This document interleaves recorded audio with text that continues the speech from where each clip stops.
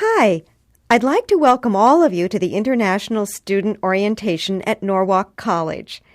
I hope that your travels from your home country have been easy and that you are all settling in well. I believe I've met everyone, but just in case, I'm the Director for International Student Affairs, the person you can come to if you're having problems with your classes, your housing, visas, even if you just want someone to talk to. You're always welcome to stop by my office. We'll have several short workshops today, and we'll be talking about some common issues that international students face. The first one that I want to deal with is about communication, and in particular, nonverbal communication. Now, all of you have been studying English for some time. You have a good vocabulary, and you probably know all about verb tenses and modals and can ask directions and order from a menu. But communication is not only verbal. That is, talking is not the only language we use to communicate. Another way we communicate is through nonverbal communication, or body language. The term body language means the movements we use and the facial expressions we have, like smiling or frowning, the way we sit or stand, the way we touch or look at someone, the distance we stand from another person. Some psychologists say that more than 60% of our communication is actually done through body language. We do it without thinking or without ever having been specifically taught what the gestures or expressions mean. The problem is that body language is a little bit different in each culture, and this can often cause some problems with communication. Here's an example. In many places, it may be a little rude or disrespectful to look at another person directly in their eyes as you talk with them. So many international students will avoid this eye contact. But in America, we expect it. We think of eye contact as a sign of honesty and straightforwardness.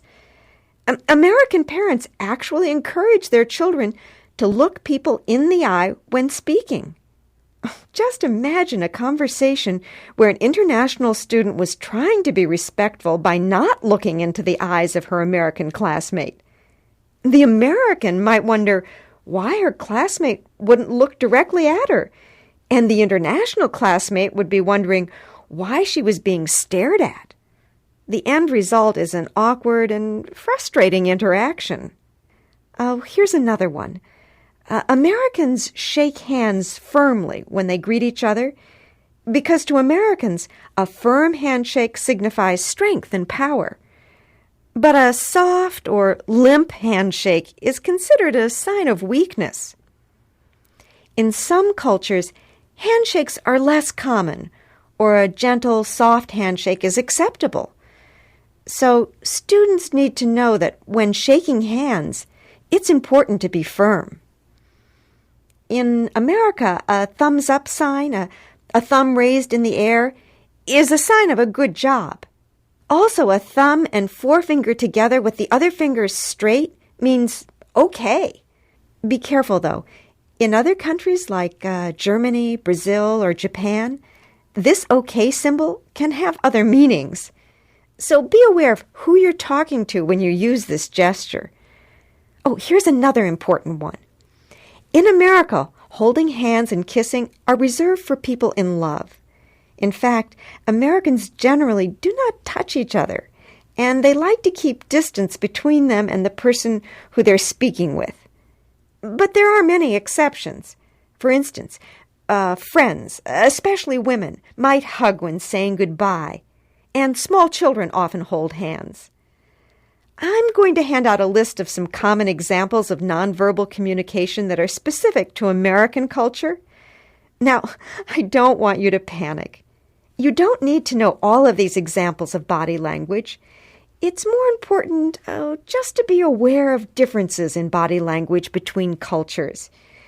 If you're not sure what a gesture means, it's okay to ask. Oh, I forgot an important example of body language.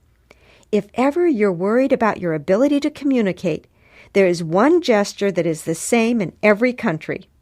Everywhere around the world, people use the smile to communicate pleasure and happiness. So smile as often as you want to, because it is an expression understood by everyone. Now, our next speaker is Molly Wilcox. She's the head of the ESL department, and she'll tell you about the ESL courses and the placement exam. Thank you very much for your attention.